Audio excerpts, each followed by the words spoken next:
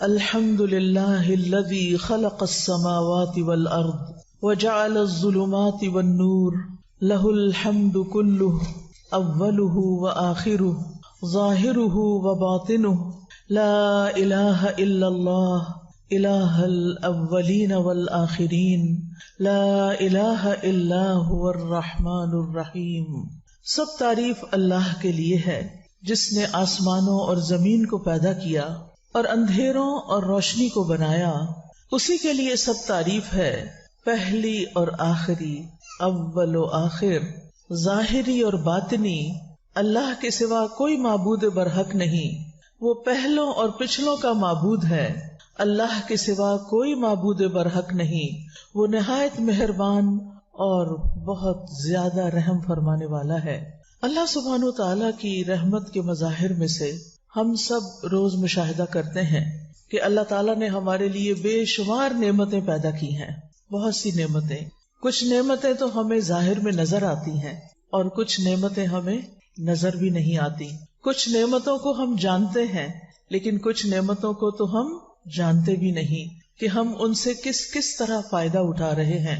اللہ سبحانہ و تعالیٰ نے ہمیں پیدا کیا، یہ زندگی عطا کی، رزق دیا اور طرح طرح کی نعمتیں دی، بلکہ جو کچھ بھی ہمارے پاس ہے وہ سب کا سب اللہ رب العزت ہی کا دیا ہوا ہے۔ وَمَا بِكُم مِّن نِّعْمَةٍ فَمِنَ اللَّهِ، تمہارے پاس جو بھی کوئی نعمت ہے وہ کہاں سے آئی ہے؟ اللہ سبحانہ و تعالیٰ کی طرف سے ہے۔ اس کے احسانات ہم سب پر اتنے زیادہ ہیں جنہیں شمار نہیں کیا جا سکتا۔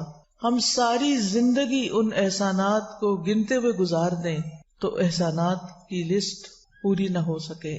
اللہ سبحانہ و تعالیٰ نے ہمیں وہ بھی دیا جو ہم نے مانگا اور وہ بھی دیا جو ہم نے مانگا ہی نہیں اور ہمیں اس کا پتہ بھی نہیں۔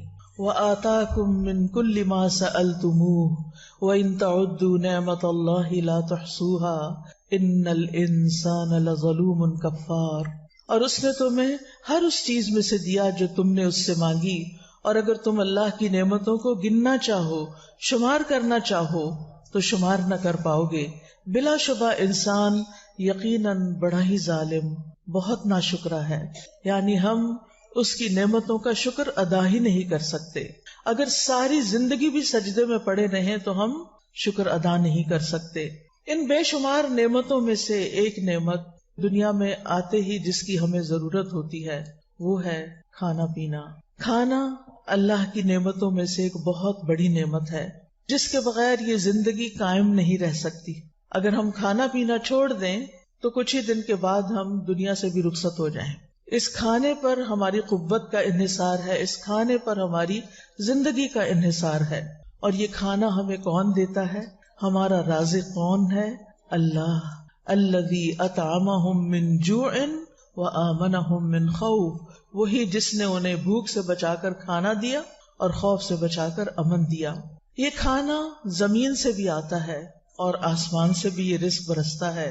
اللہ تعالیٰ فرماتے ہیں یا ایھا الناس اذکروا نعمت اللہ علیکم ھل من خالق غیر اللہ یرزقکم من السماء والارض لا الہ الا ھو فانا یؤفکون۔ لوگوں اپنے اوپر اللہ کے احسان کو یاد رکھو، کیا اللہ کے سوا کوئی اور خالق ہے جو تمہیں آسمانوں اور زمین سے رزق دے؟ سوچئے، کیا کسی اور کے اختیار میں یہ ہے کہ تمہیں آسمانوں اور زمین سے رزق عطا کرے؟ یاد رکھو اس کے سوا کوئی الہ نہیں، پھر تم کہاں سے دھوکہ کھا جاتے ہو؟ یعنی جب سارے احسان اسی کے ہیں، تمہاری روزی اس کے ہاتھ میں ہے، تو پھر عبادت بھی اسی کی کرو، شکر بھی اسی کا ادا کرو۔ سورۃ النحل میں اللہ تعالیٰ فرماتے ہیں فَكُلُوا مِمَّا رَزَقَكُمُ اللَّهُ حَلَالًا طَيِّبًا وَاشْكُرُوا نِعْمَتَ اللَّهِ إِن كُنتُمْ إِيَّاهُ تَعْبُدُونَ، پس اللہ نے جو تمہیں حلال اور پاکیزہ رزق عطا کیا ہے وہی کھاؤ، اگر تم واقعی اس کی بندگی کرنے والے ہو تو اللہ کی نعمت کا شکر ادا کرو۔ اس سے یہ پتہ چلتا ہے کہ شکر کے بغیر عبادت مکمل نہیں ہوتی۔ شکر کرنا عبادت ہے، شکر کرنے والے سے اللہ راضی ہوتا ہے، شکر کرنے والے کی نعمتوں میں اضافہ ہوتا ہے، شکر کرنے والے کی نعمتیں باقی رہتی ہیں، اور ناشکرا انسان دکھوں اور غموں اور پریشانیوں میں ڈوبا رہتا ہے، اور جو اس کے پاس ہوتا ہے اس کو بھی انجوائے نہیں کر سکتا.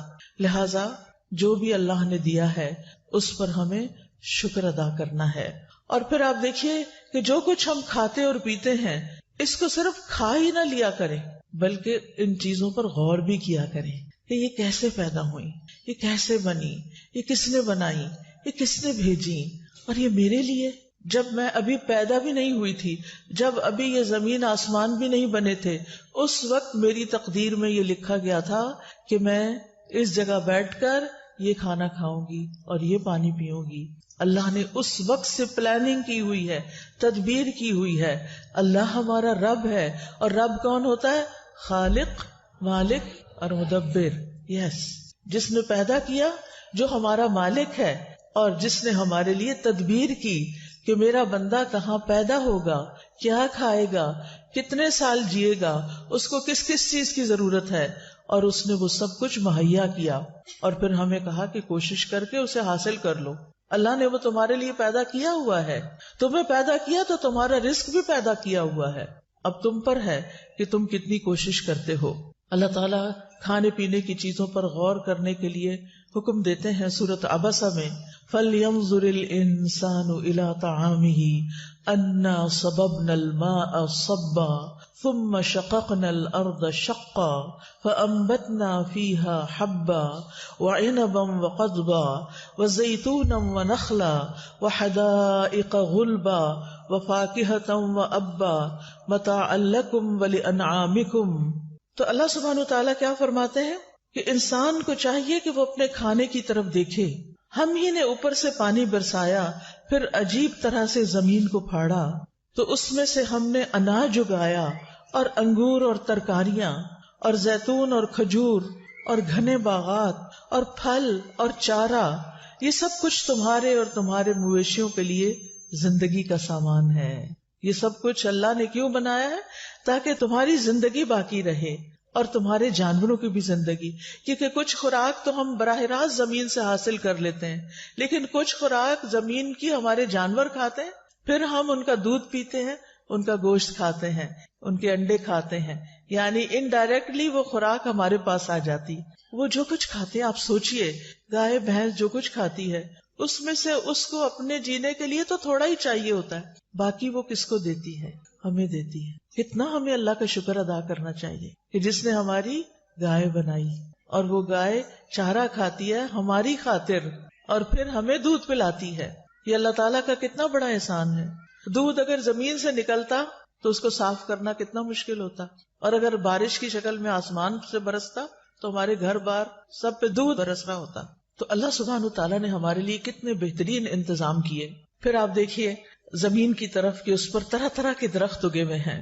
وَهُوَ الَّذِي أَنشَأَ جَنَّاتٍ مَعْرُوشَاتٍ وَغَيْرَ مَعْرُوشَاتٍ وَالنَّخْلَ وَالزَّرْعَ مُخْتَلِفًا أُكُلُهُ وَالزَّيْتُونَ وَالرُّمَّانَ مُتَشَابِهًا وَغَيْرَ مُتَشَابِهٍ كُلُوا مِن ثَمَرِهِ إِذَا أَثْمَرَ وَآتُوا حَقَّهُ يَوْمَ حَصَادِهِ وَلَا تُسْرِفُوا إِنَّهُ لَا يُحِبُّ الْمُسْرِفِينَ.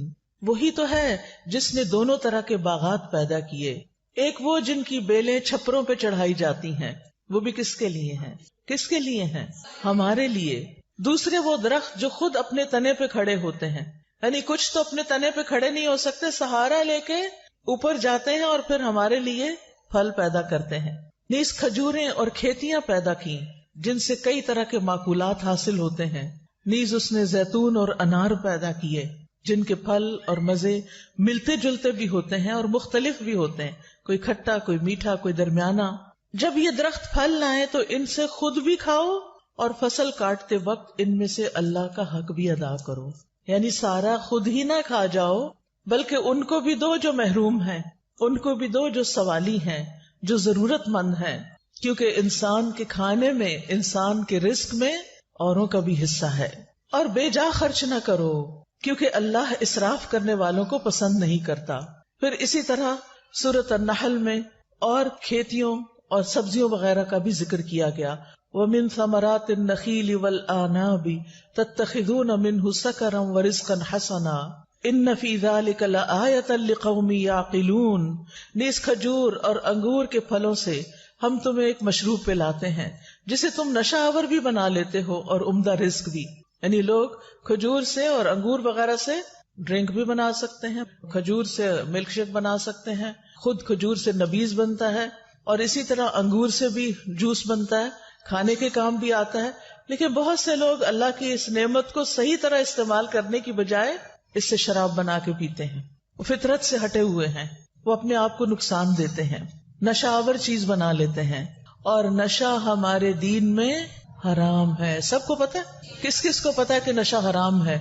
ہاں الحمدللہ پیچھے تک سب کو پتا ہے. لیکن افسوس یہ کہ آج ہمارے ینگسٹرز بے دریغ نشہ استعمال کر رہے ہیں. کالجز کے اندر، یونیورسٹیز کے اندر، حتیٰ کہ ہائی اسکولز کے اندر بچے نشہ کرنا شروع ہو گئے.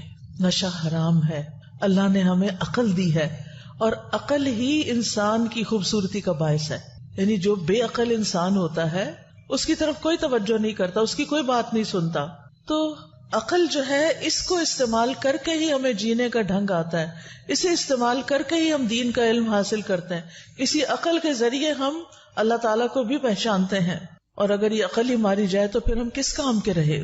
ہم نے اپنے آپ کو خود ہی نقصان پہنچایا. تو اس لیے بہت ضروری ہے کہ کوئی چیز اس عقل کو خراب کرنے والی نہ ہو. پھر اسی طرح اللہ تعالیٰ نے خالص دودھ ہمیں پلایا.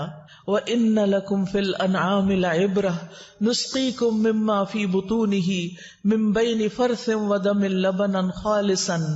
لَبَنًا خَالِصًا سَائِغًا لِلشَّارِبِينَ. اور بلا شبہ تمہارے لیے چوپایوں میں بڑی عبرت ہے. ہم ان چیزوں میں سے جو ان کے پیٹوں میں ہیں، گوبر اور خون کے درمیان سے تمہیں خالص دودھ پلاتے ہیں. دیکھو کہاں سے آتا ہے یہ دودھ، جو پینے والوں کے لیے حلق سے آسانی سے اتر جانے والا ہے. یعنی دودھ پینے میں کسی کو مشکل پیش نہیں آتی. چھوٹے چھوٹے بچے بھی دودھ آرام سے پی جاتے ہیں، ان کے حلق سے آسانی سے اتر جاتا ہے. یہاں پر اللہ تعالیٰ لبن کے ساتھ ایک لفظ استعمال فرما رہے ہیں، لبناً خالصاً. لیکن انسان نے اپنے اوپر کیا ظلم کیا؟ پانی ملا دیا، اور بعض اوقات کچھ اور چیزیں بھی ملا دی، کچھ اور پاؤڈر بھی ملا دیے ان کو گاڑھا کر کے بیچنے کے لیے دھوکہ دے کر. کیا ایسی آمدنی حلال ہوگی؟ نہیں. اس لیے آپ کے گھر میں آپ کے بھائیوں، آپ کے والد اگر کوئی بھی دودھ سے متعلق کام کرتا ہے تو اس کو ضرور یہ بات بتائیے کہ ملاوٹ کرنا، دھوکہ دینا اللہ تعالیٰ کے حکم کی نافرمانی ہے. اور اس طریقے سے اگر ہم پیسے کماتے ہیں تو وہ حرام ہے. اور جب حرام مال انسان کے کھانے میں شامل ہو جاتا ہے تو انسان کی نماز قبول نہیں ہوتی، انسان کی عبادت قبول نہیں ہوتی، انسان طرح طرح کی مصیبتوں کا شکار ہو جاتا ہے. حرام خیر نہیں لاتا، حرام خیر نہیں لاتا. اس لیے اپنے کھانے پینے سے حرام بھی نکالنا ہے، وہ حرام بھی جو بظاہر حرام نظر آتا ہے، اور وہ حرام بھی جو حرام مال کے ذریعے حرام ہو جاتا ہے. اس لیے آپ دیکھیے کہ دودھ ایک مکمل غذا ہے جس پر ہمارے بچوں کی نشو و نما کا انحصار ہے، ہماری خواتین کے لیے اور مردوں کے لیے کیلشیم فراہم کرتا ہے، اور بھی بہت سی غذائیتیں ہیں اس میں.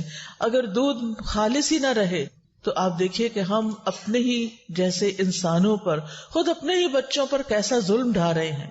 اور ہمارے اس ظلم کی وجہ سے جو بیمار ہوگا، جو پریشان ہوگا، جس کو بھی نقصان پہنچے گا، قیامت کے دن وہ آ کے ہمارا دامن پکڑے گا، پھر ہمیں اپنے عمل میں سے اس کو دینا پڑے گا.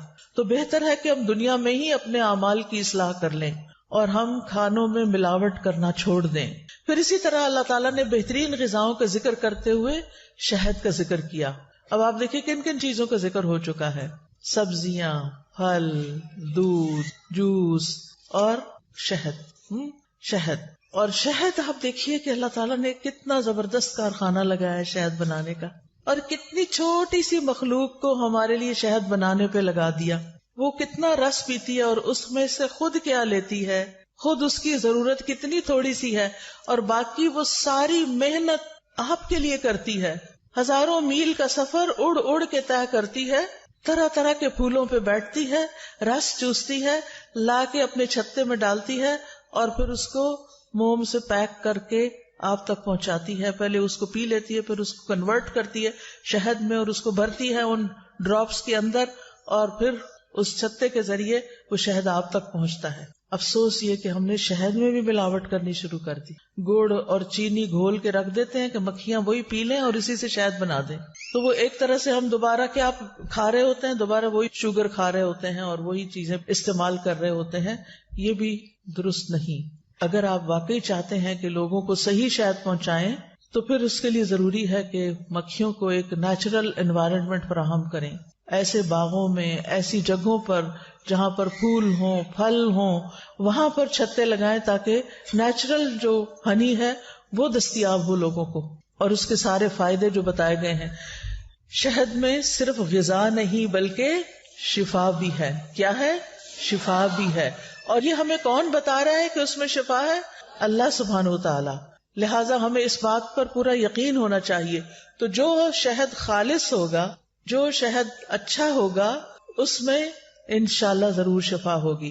اور انسان کے اندر مختلف بیماریوں کی وجہ سے جو بیکٹیریاز وغیرہ رہ جاتے ہیں ان کو بعض اوقات اینٹی بایوٹک سے بھی نہیں صحیح کیا جا سکتا. شہد کے اندر اللہ نے ایسی صلاحیت رکھی ہے کہ وہ جسم کے اندر کے ایسے سارے فاسد مادوں کو نکال دیتا ہے. اس لیے اپنی زندگی میں یہ جن جن چیزوں کا ذکر آ رہا ہے نا، جتنا جتنا اللہ تعالیٰ توفیق دے، جیسے کچی سبزیاں ہیں، پھل ہیں، اور اس کے علاوہ دودھ ہے اور پھر شہد ہے، ان چیزوں کو اپنی غذا میں شامل کریں. یہ نہیں کہ ساری کٹھی کر کے ایک ہی دفعہ کھا لینی ہے، یعنی مختلف اوقات میں. کیونکہ اب ہم اصل غذاؤں کو چھوڑ کر کس طرف جا رہے ہیں؟ جنک کی طرف، فاسٹ فوڈ کی طرف. اور اس میں بعض اوقات ایسے کیمیکلز ہوتے ہیں کہ جو صحت کے لیے انتہائی نقصان دہ ہوتے ہیں، اور ان سے ایسی ایسی بیماریاں جنم لیتی ہیں جو مہلک ہوتی. مہلک کا مطلب ہلاک کرنے والی ہوتی ہیں. تو ہمیں کیا کرنا ہے؟ Back to basics. جو اللہ تعالیٰ نے ہمارے لیے پیدا کیا ہے واپس اس کی طرف پلٹنا ہے. بہت سی بچیوں کو دیکھا گیا، ہائے ہمیں دودھ سے اسمیل آتی. آپ کو یاد ہے نبی صلی اللہ علیہ وسلم جب معراج پر تشریف لے گئے تھے تو اس وقت آپ کو 2 چیزیں پیش کی گئی تھیں. وہ کیا تھیں؟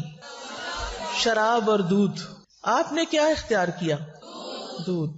آج ہمارے سامنے کوئی پیپسی اور دودھ کا گلاس رکھے، ہم کیا اٹھائیں گے؟ کیا واقعی ہم نبی صلی اللہ علیہ وسلم کی سنت کو فالو کر رہے ہیں؟ ہم آپ کی امت ہیں.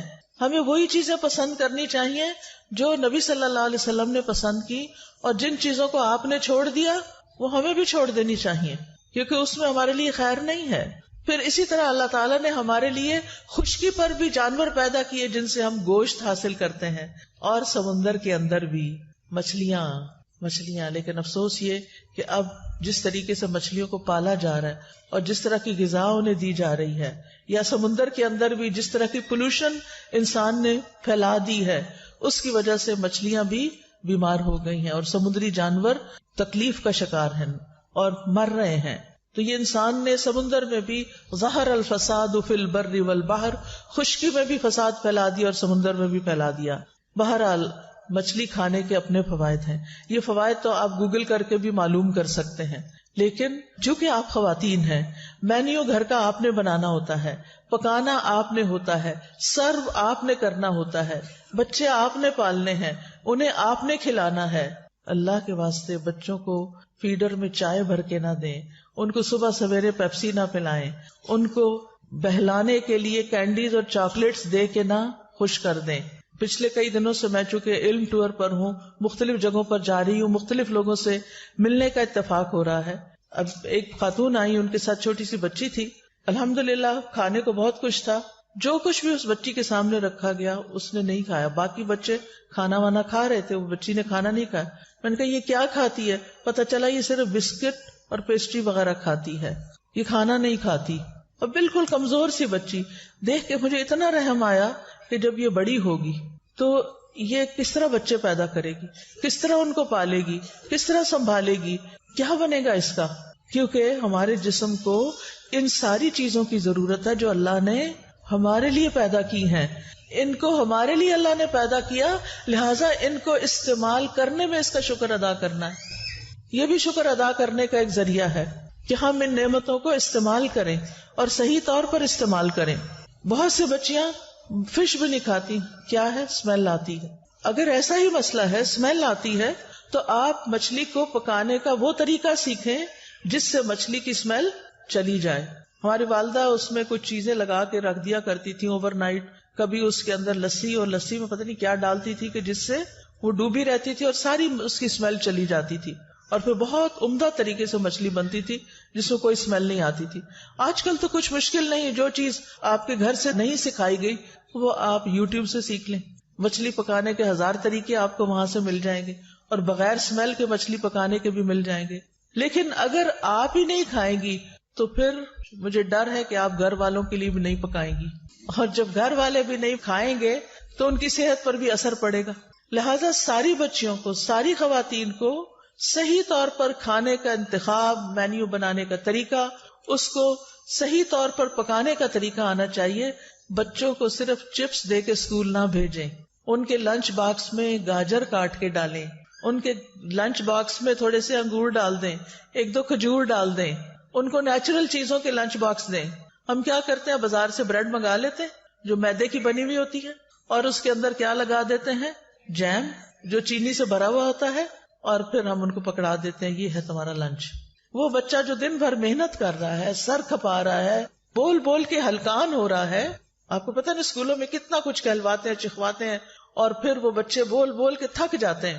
کیونکہ میں یہ تجربے سے کہہ رہی ہوں، جو اسلام آباد میں جس ایریا میں رہتی ہوں ساتھ ہی اسکول ہے، اس میں جب بریک کے وقت اتنا شور ہوتا ہے، چھٹی کے وقت اتنا شور ہوتا ہے، جب ان کی وہ معلوم نہیں کیا ایکٹیویٹی کوئی چل رہی ہوتی ہے، اس میں بچے اتنا شور کر ہر بات کا جواب چیخ چلا کے دے رہے ہوتے ہیں. حالانکہ ضروری نہیں ہوتا کہ چیخ کے بولا جائے، لیکن پھر بھی شاید ان کی انرجی کنزیوم کرنے کے لیے کہ یہ تھوڑے سے پھر تھک کے گھر جائیں تو سو جائیں.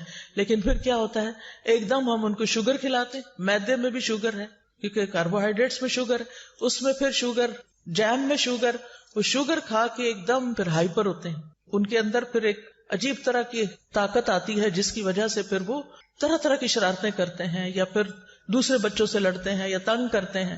پھر ہم کہتے ہیں یہ بڑے بدتمیز ہیں، پھر ان کو 2-4 لگا کے چپ کرا کے بٹھا دیتے ہیں. یہ تو نہیں تربیت ہوتی نا. غلطی کس کی ہے کہ وہ اس وقت اتنے ہائپر ہوئے میں. پھر یا ان کو ڈبوں کے جوس پکڑا دیتے ہیں اور بڑے خوش ہوتے ہیں اللہ نے ہمیں بہت دیا، ہم اپنے بچوں کو ڈبوں کے جوس دے سکتے ہیں. اللہ نے آپ کو اس ملک میں پیدا کیا ہے جہاں سبحان اللہ ہر طرح کا پھل، ہر طرح کی نعمتیں، ہر طرح کی سبزیاں موجود ہیں، تازی چیزیں موجود ہیں، لیکن آہستہ آہستہ ہم ان چیزوں کو چھوڑ کر ہر چیز ریڈی میڈ چاہتے ہیں تاکہ ہمیں تکلیف نہ کرنی پڑے. اور کون صبح صبح گاجر چھیلے اور کاٹے اور ان کے ڈبے میں ڈالے، ان کو ہی سکھا دیں، وہ خود ہی کاٹ لیا کریں. کیونکہ کچھ مائیں بڑی عقل مند ہوتی، وہ بچپن میں بچوں کو، اور میں یہ خود مشاہدہ دیکھ کر آئی ہوں.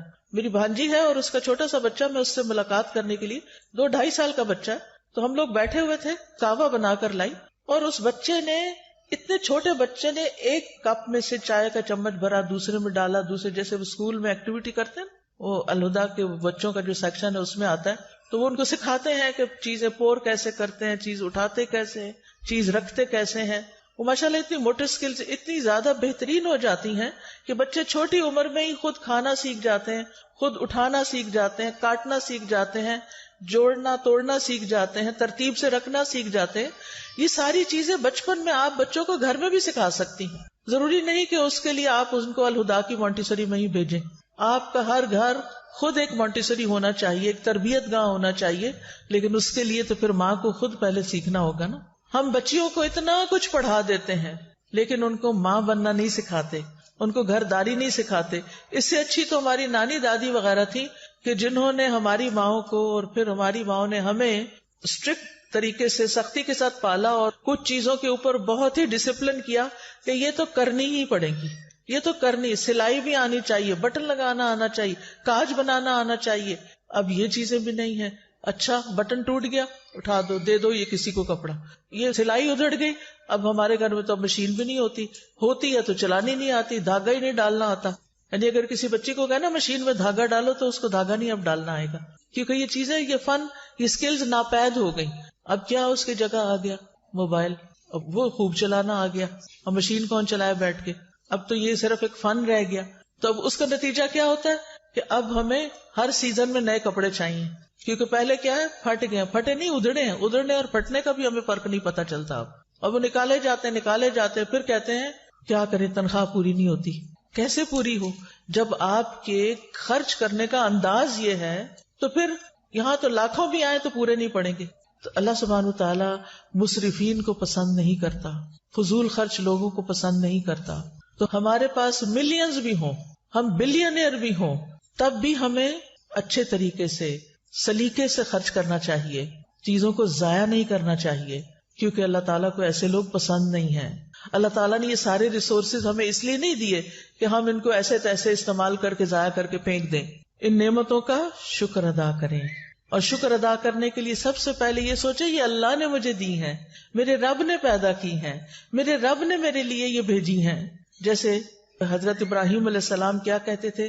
والذی یطعمنی ویسقینی، وہی ہے جو مجھے کھلاتا اور پلاتا ہے۔ کبھی ہم نے بھی کہا وہی ہے جو مجھے کھلاتا اور پلاتا ہے؟ کسی دن کھانے کی میز پہ بیٹھ کے ضرور کہیں وہی ہے جو مجھے کھلاتا اور پلاتا ہے۔ ہمارے اندر یہ یقین ہونا چاہیے کہ جو کھانا ہم کھا رہے ہیں، جو پانی ہم پیتے ہیں، جو چیز ہمیں ملتی ہے، وہ دراصل اللہ سبحانہ تعالیٰ ہی کی طرف سے ہوتی ہے، وہی عطا کرتا ہے۔ لہٰذا ہم اسی کے شکر گزار بنے۔ رب کا شکر ادا کر بھائی، جس نے ہماری گائے بنائی۔ پھر آپ دیکھیں کہ شکر کیسے ادا ہوتا ہے اور شکر کیوں کرنا چاہیے۔ ایک تو پہلے میں نے بتایا کہ شکر کرنے سے اللہ سبحانہ وتعالیٰ نعمتیں بڑھا دیتے ہیں، باقی رکھتے ہیں اور زیادہ دیتے ہیں، اور اس کے علاوہ شکر ادا کرنے سے اللہ بندے سے راضی ہو جاتا ہے۔ حدیث میں آتا ہے اللہ تعالیٰ اس بندے سے راضی ہو جاتا ہے جو ایک لقمہ بھی کھائے تو اس پر اللہ کا شکر ادا کرے، یا جو مشروب کا ایک گھونٹ بھی پیے تو اس پر اللہ کا شکر ادا کرے۔ یعنی اللہ سبحانہ تعالیٰ کا شکر کس بات پر ادا کرنا ہے، کب ادا کرنا ہے؟ ایک گھونٹ پانی یا دودھ یا شربت کچھ بھی پی کے، یعنی آپ دیکھیں کہ اگر ایک گھونٹ پانی انسان نے پیا تو کتنی دیر لگتی ہے الحمدللہ کہنے میں؟ کتنی دیر لگی؟ سیکنڈ کی بات ہے۔ اگر سیکنڈ میں رب راضی ہو سکتا ہے تو پھر اور کیا چاہیے؟ اللہ تعالیٰ اس بندے سے راضی ہو جاتا ہے جو ایک لقمہ کھاتا ہے اور الحمدللہ کہتا ہے۔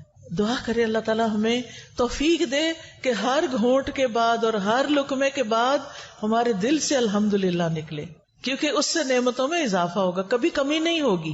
پھر اسی طرح آپ دیکھیں شکر گزار کو بلند مقام ملتا ہے۔ ابو ہریرہ رضی اللہ عنہ روایت کرتے ہیں آپ صلی اللہ علیہ وسلم نے فرمایا کھانے والا شکر گزار صبر کرنے والے روزہ دار کے برابر ہے۔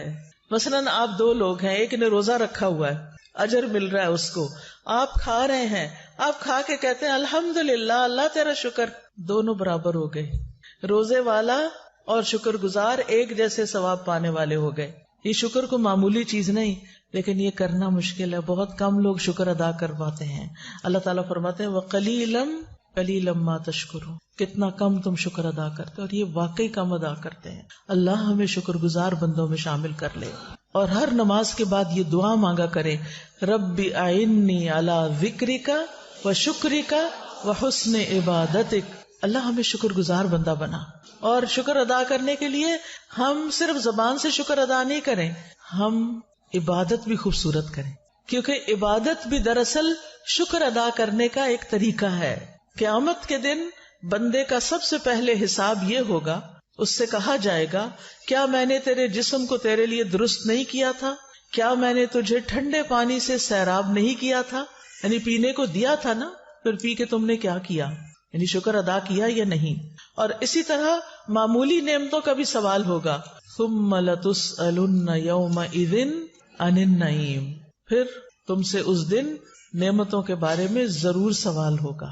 اگر ہم شکر ادا کرتے رہے تو ہمارے لیے نجات ہوگی، اور اگر شکر ادا نہیں کیا تو پوچھ ہوگی کہ کیوں نہیں کیا۔ اب کھانے پر شکر ادا کرنے کے طریقے کیا ہیں؟ نمبر 1، کھانے کا انتخاب، سلیکشن حلال اور طیب۔ پہلا کام کیا کرنا ہے آپ نے؟ حلال اور طیب۔ اللہ تعالیٰ فرماتے ہیں یا ایھا الناس کلوا مما فی الارض حلالا طیبا ولا تتبعوا خطوات الشیطان انہ لکم عدو مبین۔ اے لوگو، ان چیزوں میں سے جو زمین میں ہیں حلال اور پاکیزہ کھاؤ، اور شیطان کے قدموں کی پیروی نہ کرو۔ شیطان کیا چاہتا ہے کہ انسان کو کھانے کے راستے سے بہکائے اور اس کو حلال نہ کھانے دے، اور بعض اوقات ہم حلال کا اہتمام کر لیتے ہیں لیکن طیب کا اہتمام نہیں کرتے۔ لہذا اللہ سبحانہ تعالیٰ کا یہ حکم ہے ساری انسانیت کو۔ پھر تمام رسولوں کو اور اہل ایمان کو طیب کھانے کا حکم دیا گیا۔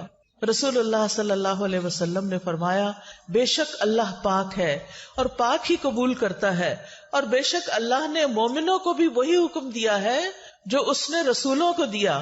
بس اللہ تعالیٰ نے فرمایا یا ایھا الرسل کلوا من الطیبات واعملوا صالحا، اور اللہ تعالیٰ نے فرمایا یا ایھا الذین آمنوا کلوا من طیبات ما رزقناکم. تو دونوں کو کیا حکم ہے؟ پاک چیزیں کھاؤ، جو ہم نے پاک رزق دیا اس میں سے کھاؤ. رسول اللہ صلی اللہ علیہ وسلم نے فرمایا بے شک مومن کی مثال شہد کی مکھی کی طرح ہے، جو پاکیزہ چیز کھاتی ہے پاکیزہ رس خارج کرتی ہے، اور جس پھول پتے پہ بیٹھتی ہے نہ وہ ٹوٹتا ہے نہ خراب ہوتا ہے. ایسا ہوتا ہے مومن. ہم سب بھی کہتے ہیں ہم بھی مومن ہیں. کیا ہمارے اندر یہ کوالٹی ہے کہ پاکیزہ صاف ستھری چیز کھائیں؟ باسی اور گلی سڑی اور گندی اور خراب اور وہ جو ہماری صحت کو خراب کر دے اس کو چھوڑ دیں. اور پھر جس جگہ بھی ہم بیٹھے وہاں کیسے بیٹھیں کہ جب اٹھے تو صاف ستھری جگہ چھوڑ کے جائیں. یہ نہیں کہ ٹیشو پیپر چھوڑ دیں اور اپنی کو پینسل وہیں چھوڑ جائیں اور جیکٹ اتار کے رکھی تھی وہی وہاں بھول جائیں، اور کوئی گھڑی یا سیل یا اور پھر انتظامیہ کو تنگ کریں وہ ہماری چیز وہاں رہ گئی تھی اب وہ کہاں ہے. وہ کیا جانے، صرف آپ ہی تو نہیں تھے نا وہاں، اور بھی تو لوگ تھے. تو اس لیے شہد کی مکھی سے تشبیہ دی کہ جس چیز پہ بیٹھتی ہے نہ وہ ٹوٹتی ہے نہ خراب ہوتی ہے. پھر اسی طرح رزق میں جو طیب کا اہتمام ہے اس کے بارے میں ہم سب کو کانشیس ہونا چاہیے کہ غذاؤں کے بارے میں ہمارے پاس صحیح انفارمیشن ہو، کیا کیا چیز میرے مزاج کے خلاف ہے. ماشاءاللہ گجرانوالہ میں تو بہت سے اچھے اچھے حکیم ہیں. یہ حکیم لوگ بتاتے ہیں کہ آپ کا مزاج کیا ہے، آپ کا مزاج سوداوی ہے یا دموی ہے یا عصبی ہے، یعنی آپ کو اس مزاج کے مطابق کیا کھانا چاہیے کیا نہیں کھانا چاہیے. آپ سب کو کس چیز کا پتا ہونا چاہیے؟ سب کو کیا پتا ہونا چاہیے؟ اپنے مزاج کا پتا ہونا چاہیے. نہیں پتا تو حکیم صاحب کو جا کے نبض دکھا کے پوچھ لیں اور ان سے یہ پوچھ لیں کہ کیا مجھے کھانا چاہیے اور کیا نہیں کھانا چاہیے، اور جن چیزوں سے وہ پرہیز بتائیں منع کریں ان سے منع ہو جانا چاہیے. آپ کی صحت ویسے ہی ٹھیک ہو جائے گی. علاج بالغذا، اللہ نے غذاؤں کے اندر ہی شفا رکھ دی ہے. ہم بیمار اس لیے رہتے ہیں کہ ہم صحیح غذا نہیں کھاتے، ہمیں یہ نہیں پتا ہوتا کیا ہمارے لیے سوٹیبل ہے اور کیا نہیں ہے. اور دوسرا کیا؟ حرام کھانے سے بچنا ہے. رسول اللہ صلی اللہ علیہ وسلم نے فرمایا حرام مال سے پلا ہوا جسم جنت میں نہیں جائے گا. اپنے بھائیوں، شوہروں، والدین ان کو بتائیے ہمیں حرام نہ کھلائیں. حرام سے پلا ہوا جسم جنت میں نہیں جائے گا. ایک اور جگہ پر آتا ہے آپ نے فرمایا اے کعب بن عجرہ، وہ گوشت اور خون جنت میں داخل نہیں ہوگا جو حرام پر پلا بڑھا، وہ جہنم کا زیادہ مستحق ہے. تو شکر ادا کرنے کے لیے کیا کرنا ہے؟ حرام چھوڑ دینا ہے، حرام نہیں کھانا. پھر کھانے سے پہلے کیا پڑھنا چاہیے؟ بسم اللہ. رسول اللہ صلی اللہ علیہ وسلم نے فرمایا جب تم میں سے کوئی بھی کھانا کھانے لگے تو بسم اللہ پڑھ لے. اگر شروع میں یاد نہ رہے تو درمیان میں جہاں یاد آئے بسم اللہ فی اولی و آخری. کھانا بیٹھ کے کھانا چاہیے یا کھڑے کھڑے کھانا چاہیے؟ سب کو پتا ہے، کس کس کو پتا ہے کھانا بیٹھ کے کھانا چاہیے؟ ماشاءاللہ. کھانا اور پانی بھی بیٹھ کے. انس رضی اللہ عنہ بیان کرتے ہیں نبی صلی اللہ علیہ وسلم نے اس بات سے منع فرمایا کہ کوئی شخص کھڑے ہو کر پیے، چاہے دودھ ہو، چاہے پانی ہو، چاہے کچھ اور ہو. قتادہ کہتے ہیں ہم نے انس سے کہا کھانے کے بارے میں کیا حکم ہے؟ انہوں نے کہا یہ زیادہ شر والا اور گندا عمل ہے اور یہ انسان کی صحت کے لیے بھی نقصان دہ. کچھ لوگ شادیوں پہ جاتے ہیں، وہاں بوفے لگے ہوتے ہیں، وہ کیا کرتے ہیں کوئی چیز یہاں سے اٹھائی منہ میں ڈالی، آگے گئے وہاں سے کھڑے کھڑے کھایا، پلیٹ میں لیے کھڑے ہو کے کھانے لگ گئے. اگر کرسی نہیں تو تھوڑا سا زمین پہ بیٹھ جائیں، کھڑے ہو کے تو نہ کھائیں. تو چلتے پھرتے کھڑے ہو کر نہ کھائیں. خواتین خاص طور پر کچن میں اگر کھڑے ہو کے کام کر رہے ہیں تو کھڑے کھڑے چیزیں مت کھائیں. پھر یہ بتائیے کہ دائیں ہاتھ سے کھانا چاہیے یا بائیں ہاتھ سے کھانا چاہیے؟ دائیں ہاتھ سے. ٹھیک ہے نا، دائیں ہاتھ سے، کیونکہ نبی صلی اللہ علیہ وسلم نے بائیں ہاتھ سے کھانا منع فرمایا ہے. ایک شخص آپ کی موجودگی میں بائیں ہاتھ سے کھا رہا تھا، آپ نے اس کو منع کیا تو اس نے کہا کہ میں دائیں ہاتھ سے نہیں کھا سکتا. آپ نے فرمایا تم کبھی نہ کھا سکو، لہذا مرتے دم تک وہ شخص اپنا دایاں ہاتھ منہ تک نہیں لے جا سکا. پھر آپ اتنا ناراض ہوئے اس پر، تو اس لیے دائیں ہاتھ سے کھانا ہے. کچھ لوگ ہوتے ہیں نا لیفٹی ہوتے ہیں، ہر چیز بائیں ہاتھ سے کرتے ہیں، لیکن پھر بھی کھانا تو دائیں ہاتھ سے ہی کھانا ہے. ویسے تو نبی صلی اللہ علیہ وسلم ہر وہ چیز جو لیتے دیتے تھے اس میں دایاں ہاتھ استعمال کرتے تھے. اور کچھ بچوں کو تو بڑے ہو کر بھی یہ نہیں پتا ہوتا کہ دایاں کون سا بایاں کون سا ہے، وہ اسی میں کنفیوز رہتے ہیں، کیونکہ بچپن میں کسی نے تربیت ہی نہیں کی کہ بیٹا یہ دایاں ہاتھ ہے، اس سے یہ کام کرنا ہے. کچھ کام ہماری زندگی میں دائیں ہاتھ کے ہیں اور کچھ کام ہماری زندگی میں بائیں ہاتھ کے ہیں. استنجا بائیں ہاتھ سے، ناک صاف بائیں ہاتھ سے، گندی چیزوں کو ہاتھ بائیں ہاتھ سے، اور اچھے اچھے کام سارے دائیں ہاتھ سے. پھر اسی طرح آپ صلی اللہ علیہ وسلم نے یہ بھی فرمایا تم میں سے کوئی بھی بائیں ہاتھ سے کھانا نہ کھائے، نہ ہی بائیں ہاتھ سے کچھ پیے، کیونکہ شیطان اپنے بائیں ہاتھ سے کھاتا اور پیتا ہے. تو اللہ تعالیٰ نے کیا فرمایا؟ وَلَا تَتَّبِعُوا خُطُوَاتِ الشَّيْطَانِ، شیطان کے قدموں کی پیروی نہیں کرو. اچھا ہو سکتا ہے آپ سوچیں یہ باتیں تمہیں پہلے ہی پتا ہے، آپ ہمیں پھر اسی پہ درس کیوں دے رہی ہیں؟ اگر آپ کو پتا ہے نا تو ان کی پابندی بھی کرنی ہے. نمبر 1 عمل کرنا ہے. نمبر 2 آپ یا تو مائیں بن چکی ہیں یا آئندہ کی مائیں ہیں. آپ نے بچپن سے اپنے بچوں کی تربیت یہ کرنی ہے کہ انہوں نے دایاں ہاتھ ہی استعمال کرنا ہے. کھڑے ہو کے نہیں کھانا، بسم اللہ پڑھ کے کھانا ہے، اپنے سامنے سے کھانا ہے. کچھ لوگ کیا کرتے ہیں، پلیٹ میں کہیں کبھی ادھر ہاتھ مارا، کبھی ادھر کبھی ادھر. نبی صلی اللہ علیہ وسلم نے اسے منع کیا ہے. اور خاص طور پر درمیان میں برکت اترتی ہے، درمیان سے اٹھا کے نہیں کھانا. کچھ لوگ کھانا ڈالتے ہیں نا بیچ میں سے ڈال رہے ہوتے ہیں. کہاں سے ڈالنا چاہیے؟ اپنے سامنے سے ڈالنا چاہیے. پھر ٹیک لگا کے نہیں کھانا، پھر پیٹ کے بل نہیں کھانا. آج کل کیا ہو رہا ہے، لوگ لیپ ٹاپ کھول لیتے ہیں، الٹے لیٹ جاتے ہیں، سامنے لیپ ٹاپ ہوتا ہے، ساتھ کوئی کھانے پینے کے سنیکس ہوتے ہیں، کوئی چپس رکھے ہوتے ہیں، کوئی کچھ اور چیزیں رکھی ہوتی ہیں، ساتھ ساتھ کام کر رہے تھے اور ساتھ ساتھ الٹے لیٹ کے کھاتے ہیں. نبی صلی اللہ علیہ وسلم نے اس سے بھی منع کیا ہے. اگر آپ کا بچہ موبائل لے کے الٹا لیٹ کے کھا بھی رہا ہے اور دیکھ بھی رہا ہے، ویسے تو الٹا لیٹنا ویسے ہی منع ہے، لیکن اگر کسی ضرورت کے تحت کوئی لیٹا بھی ہے تو اس وقت کھائے نہیں. پھر اسی طرح کھانے کو ضائع نہیں کرنا. کچھ لوگ دیکھتے ہیں کوئی چیز کہتے ہیں اچھا پھینکو اس کو پرے، کھجور لیں گے اس کے اندر وہ چھوٹی چھوٹی لگ جاتی نا سسری سی، تو کہتے ہیں نہیں یہ نہیں کھانی، پھینک دو. یہ اسراف ہے. نبی صلی اللہ علیہ وسلم کی سنت کیا ہے؟ آپ کے سامنے پرانی کھجور پیش کی گئی، آپ نے کھول کے اچھی طرح جائزہ لیا، سسریاں نکالی، صاف کیا اور باقی کھا لی. اگر کوئی لقمہ زمین پہ گر جاتا تھا تو آپ کیا کرتے تھے؟ اٹھا کے پھینک دو؟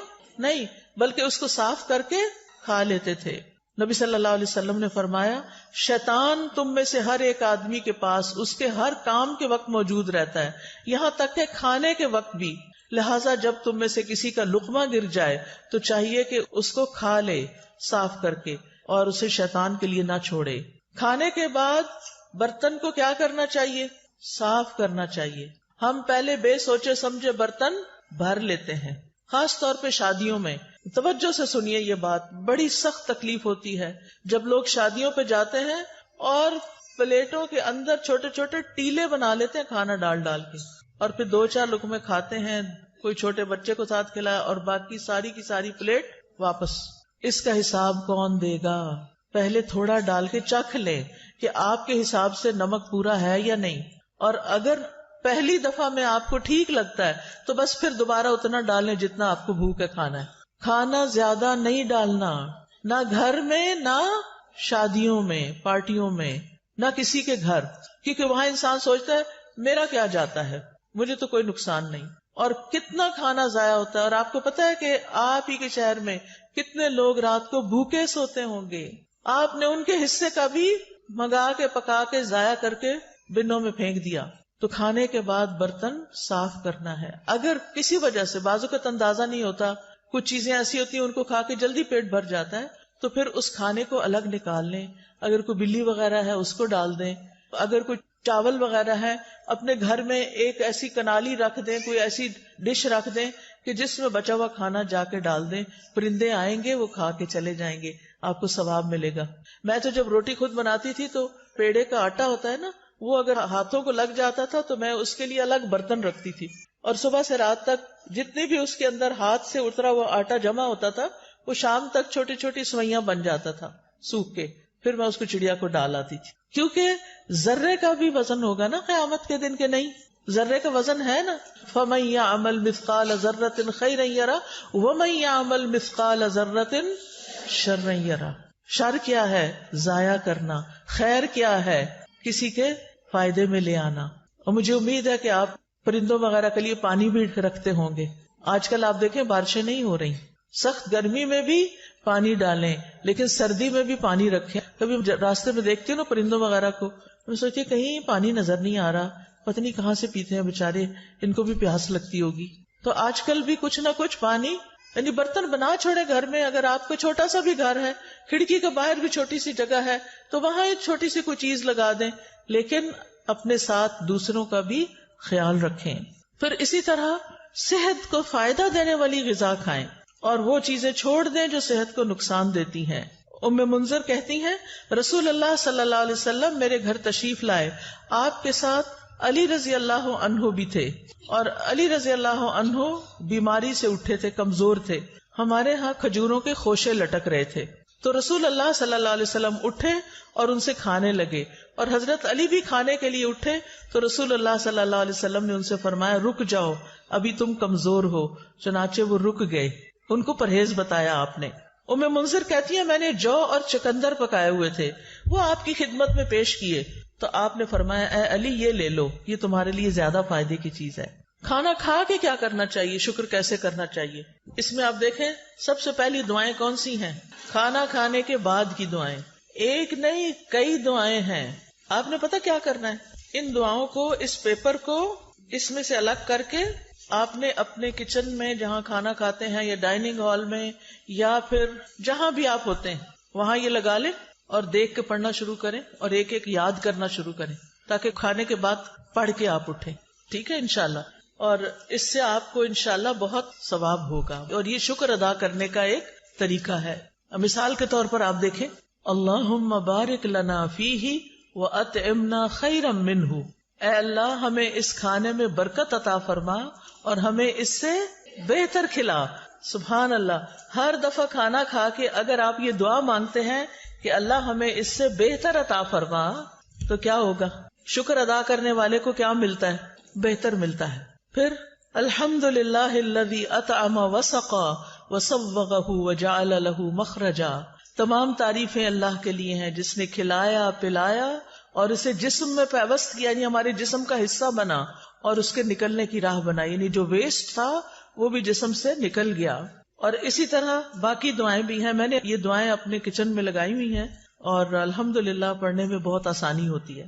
پھر اس کے بعد کھانے پینے میں اسراف سے بچنا ہے. یہ بڑا اہم سبق ہے. اللہ سبحانہ وتعالیٰ فرماتے ہیں یا بنی آدم خذوا زینتکم عند کل مسجد وکلوا واشربوا ولا تسرفوا انہ لا یحب المسرفین.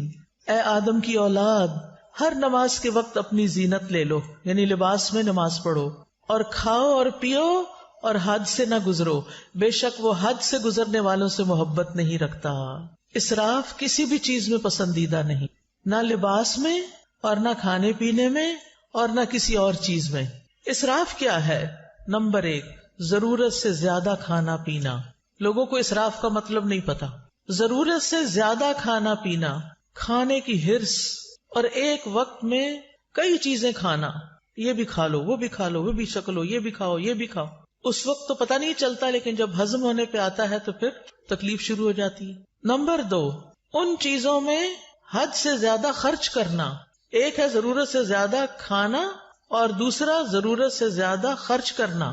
مثلا آپ گروسری کے لیے گئے ہیں، آپ وہاں دیکھتے ہیں سجے ہوئی چیزیں ہیں، زبردست سبزی پڑی ہے اور زبردست چیزیں اور پیکنگز میں پڑی ہیں. آپ کہتے ہیں پتہ نہیں پھر کہا یہ بھی لے لو یہ بھی لے لو یہ بھی خرید لو یہ بھی خرید لو یہ بھی خرید لو. اب آپ دیکھیں مشکل کیا ہو گئی ہے کہ بڑے بڑے سٹورز بن گئے ہیں، بڑے بڑے مالز بن گئے ہیں. اگر آپ نے ایک سمپل چائے بھی لینی ہے تو پہلے زمانے میں کیا ہوتا تھا، چھوٹی سی کارنر پہ دکان ہوتی تھی، وہاں ایک ہی قسم کی یا زیادہ سے زیادہ 2 قسم کی چائے پڑی ہوتی تھی اور آپ جو پیتے تھے وہی چائے دوبارہ کسی بچے کو بھی پیسے دے کے منگا لیتے تھے. اب کیا ہوتا ہے، آپ مال میں جاتے ہیں اور چائے کی اتنی قسمیں ہیں کہ آپ کہتے ہیں کہ اچھا یہ بھی آ گئی، یہ تو لگتا بہت اچھی ہوگی، چلو یہ بھی ٹرائی کر لیتے ہیں، وہ بھی یہ بھی وہ بھی، بہت ساری چائے خرید کے گھر لے آتے ہیں. طرح طرح. اب تو مجھے لگتا ہے ہر چیز کی چائے بن گئی ہے.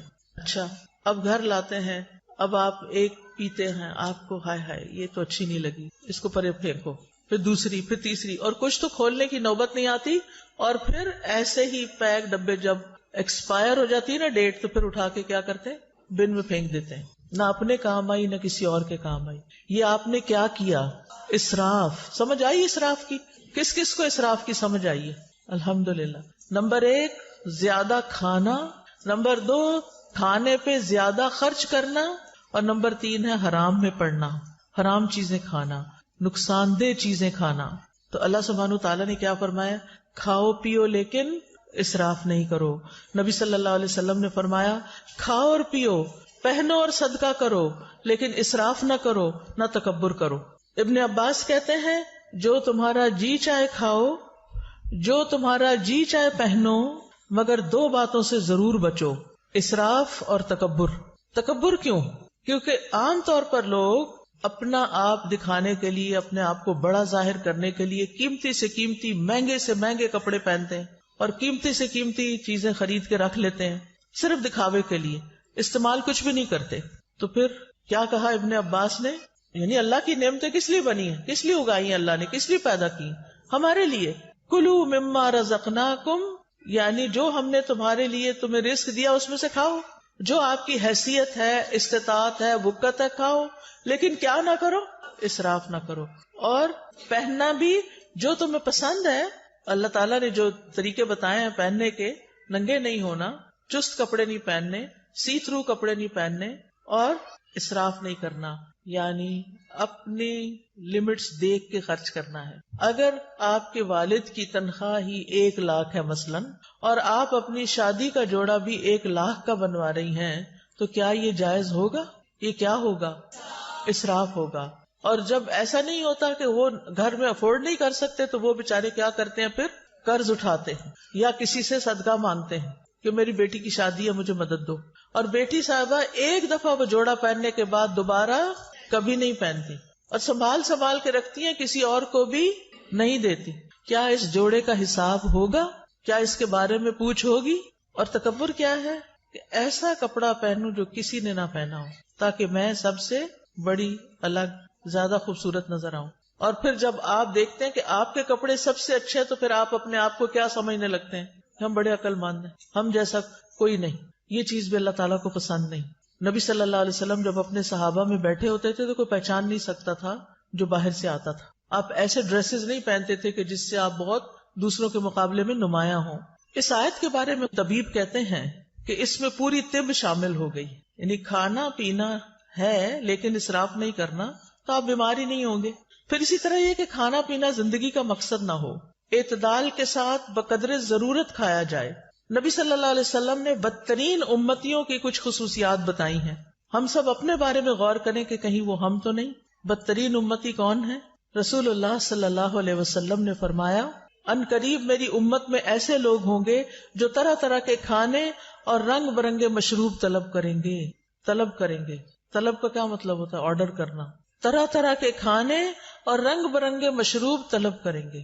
مثلاً آپ گئے ہیں کسی ریسٹورینٹ میں, آپ اٹھاتے ہیں مینیو, سارے اٹھا کے بیٹھ جاتے ہیں. پھر ہر کوئی کیا کہتا ہے, مجھے یہ کھانا ہے, مجھے یہ کھانا ہے, اس کو یہ کھانا ہے, اس کو یہ کھانا. کافی ٹائم تو پہلے سلیکشن میں لگتا ہے. پھر آپ آرڈر کرتے ہیں, پھر گھنٹہ بھر کے بعد وہ کھانا آتا ہے, اور رنگ رنگ کا, اچھا یہ بھی منگا لیتے, یہ بھی منگا لیتے, یہ بھی منگا, یہ بھی ہو جائے, یہ بھی ہو جائے. اور ڈرنک میں پیپسی بھی ہو جائے, فانٹا بھی ہو جائے, فلاں بھی ہو جائے, فلاں بھی, جوس بھی ہو جائے. یہ ہے طلب کرنا. اور فرمایا طرح طرح کے کپڑے پہنیں گے, گفتگو میں بے احتیاطی کریں گے, یعنی بولتے وقت نہیں سوچیں گے کہ کسی بڑے سے بات کر رہے ہیں یا چھوٹے سے کر رہے ہیں, سچ بول رہے ہیں یا جھوٹ بول رہے ہیں. اور طرح طرح کی سواریوں پہ سوار ہوں گے. جن کے پاس ذرا زیادہ دولت آ جاتی ہے پھر ان کو کیا شوق لگ جاتا ہے, ضرورت ہو یا نہ ہو, یہ گاڑی کا ماڈل بھی ہو, یہ بھی ہو, یہ بھی ہو, یہ بھی ہو. فرمایا وہ میری امت کے بدترین لوگ ہوں گے. آپ کے پاس اللہ کا دیا وہ بہت کچھ ہے, کھائیں, منع نہیں ہے, لیکن اسراف نہیں کرنا. ایک وقت میں بہت طرح کے کھانے نہیں کھانے, ایک وقت میں بہت قسم کے مشروب نہیں پینے. تو ہمارا معدہ ہے یا کیا ہے, وہ بیچارہ کیا کرے گا, کتنی چیزیں ایٹ اے ٹائم ڈائجسٹ کر سکتا ہے.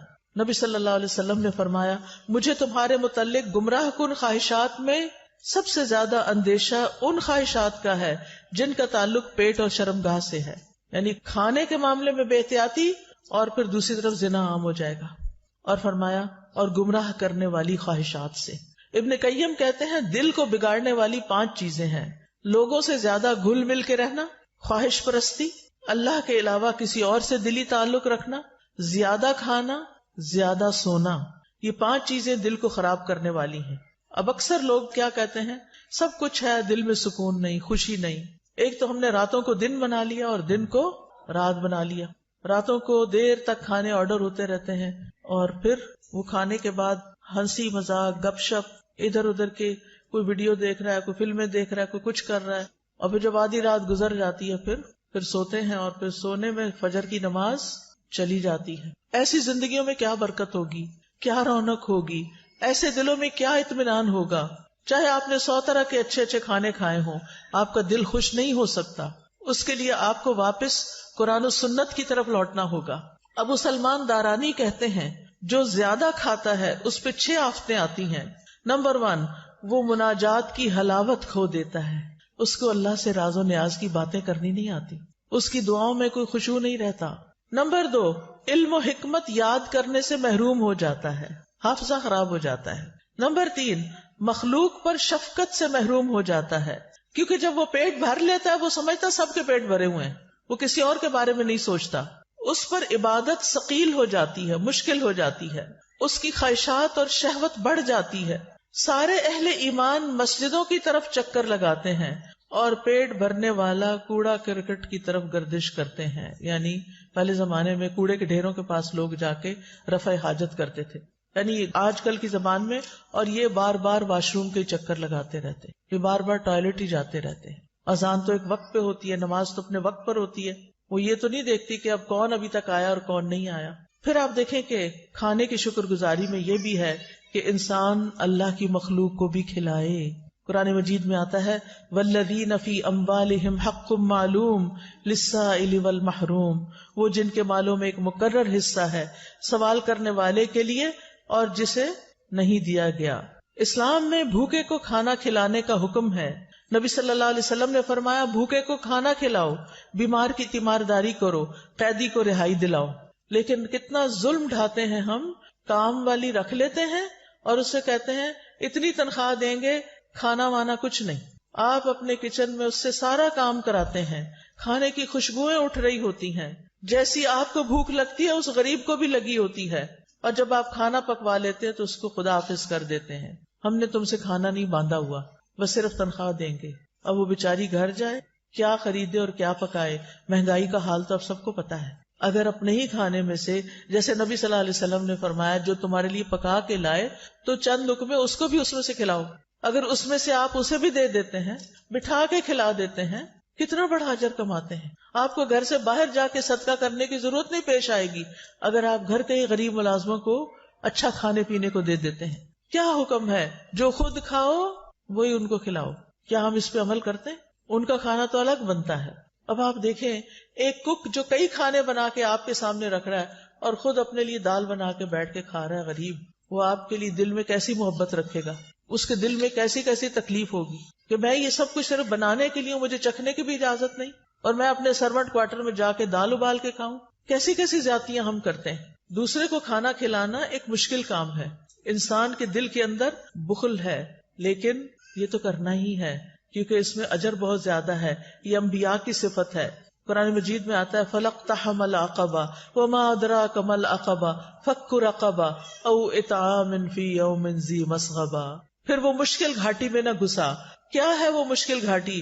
وہ گردن چھڑانا یا کسی بھوک والے دن میں کھانا کھلانا ہے.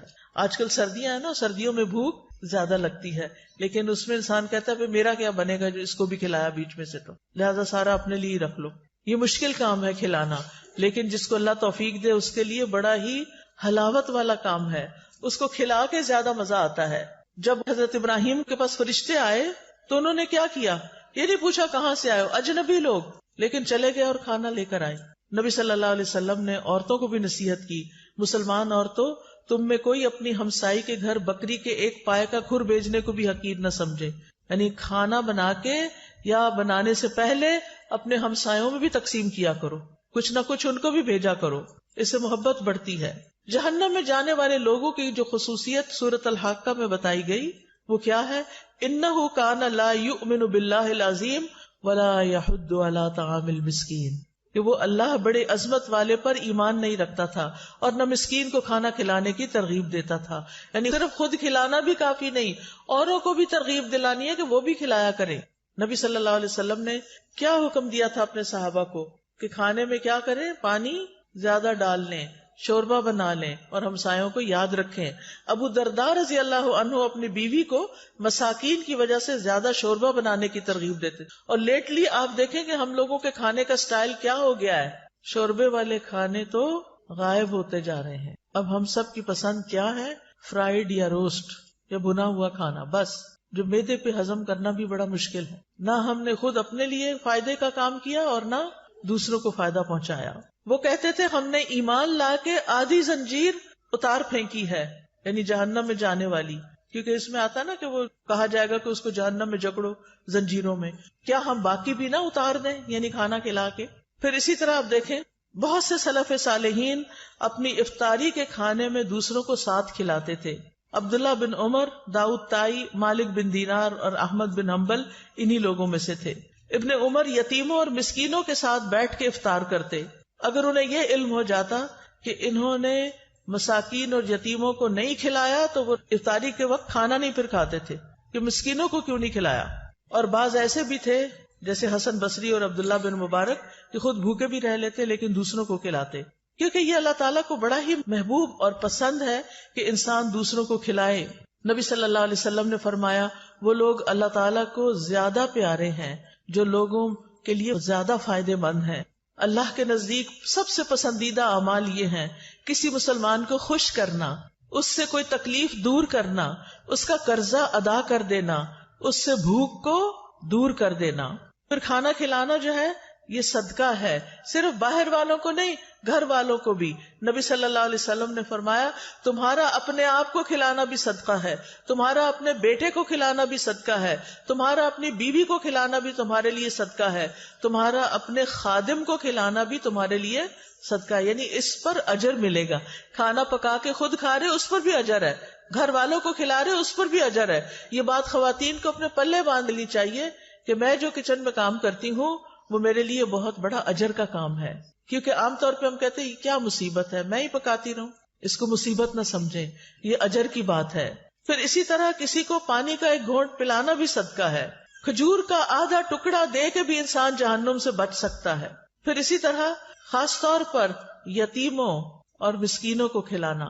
نبی صلی اللہ علیہ وسلم نے فرمایا جو شخص مسلمان ماں باپ کے کسی یتیم بچے کو اپنے کھانے اور پینے میں اس وقت تک شامل رکھتا ہے جب تک وہ اس کی مدد سے مستغنی نہیں ہو جاتا، یعنی خود کمانے نہیں لگ جاتا، تو اس کے لیے یقینی طور پر جنت واجب ہو جاتی ہے۔ یعنی جو اپنے کھانے میں یتیموں اور مسکینوں کو شامل کر لیتا ہے، یعنی یتیموں کو خاص طور پر کہ جن کا کوئی کمانے والا نہیں، اس کی بیوہ ماں کو آزاد کر دیتا ہے کمانے کی فکر سے، تو ایسے شخص کے لیے جنت واجب۔ پھر آپ دیکھیں کہ آپ ایک لقمہ بھی جو کسی کو کھلاتے ہیں نا وہ ایسے پڑا نہیں رہتا۔ حدیث میں آتا ہے کہ اللہ سبحانہ و تعالیٰ تم میں سے ہر ایک کی کھجور اور لقمے کو اس طرح بڑھاتا ہے جیسے تم میں سے کوئی آدمی اپنے گھوڑے کے بچھیرے کو پالتا ہے، یہاں تک کہ ایک لقمہ احد پہاڑ جتنا ہو جائے گا، یعنی قیامت کے دن اتنا بڑا اس کا اجر آپ کے سامنے آئے گا۔ پھر اسی طرح رسول اللہ صلی اللہ علیہ وسلم نے فرمایا قیامت کے دن ہر شخص اپنے صدقے کے سائے میں ہوگا یہاں تک کہ لوگوں کے درمیان فیصلہ ہو جائے۔ یزید کہتے ہیں ابو الخیر کوئی دن ایسا نہیں جانے دیتے تھے جس میں کوئی چیز خواہ میٹھی روٹی یا پیاز یا اس طرح کی کوئی چیز صدقہ نہ کریں۔ جب گھر سے نکلتے تھے کچھ نہ کچھ کھانا لے کے نکلتے اور کسی نہ کسی کو کھلا دیتے تھے۔ ہانی بن یزید نے نبی صلی اللہ علیہ وسلم سے پوچھا مجھے کوئی ایسی چیز بتا دیں جس سے میرے لیے جنت لازم ہو جائے۔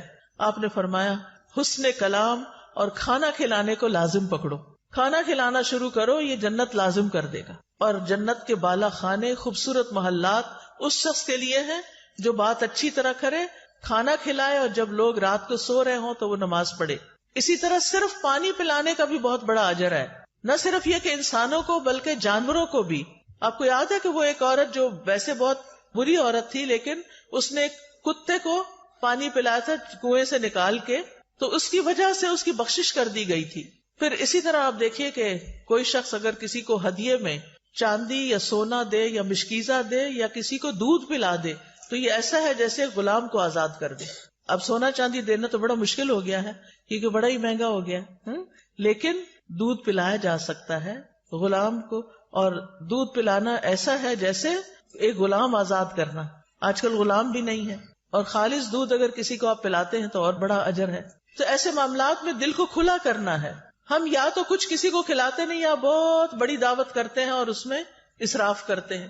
اعتدال میں رہیے، جو میسر ہے جو خود کھاتے ہیں وہی کھلاتے رہیے، دوست کو، احباب کو، مہمان کو، رشتہ داروں کو، ہمسایوں کو، نوکروں کو، تو انشاءاللہ اس سے اجر ثابت ہو جائے گا.